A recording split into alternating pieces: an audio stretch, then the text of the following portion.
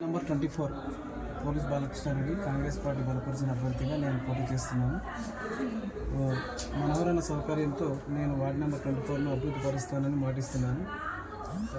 Congress party already ruling government ఉంది కాబట్టి మనకు 3 సంవత్సరాల టైం ఉంది. ఇంకా 3 సంవత్సరాల్లో వార్డును నేను డెవలప్ చేస్తానని మాటిస్తున్నాను.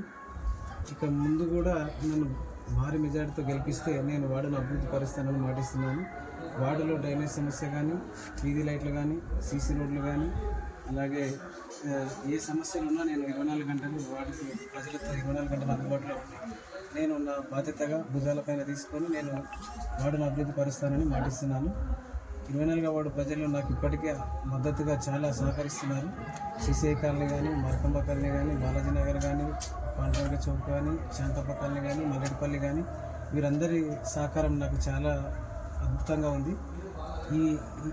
ఈ ప్రజల సహకారాన్ని బట్టి చూస్తే నేను భారీ మెజారిటీతో గెలుస్తానని నేను మాటిస్తున్నా.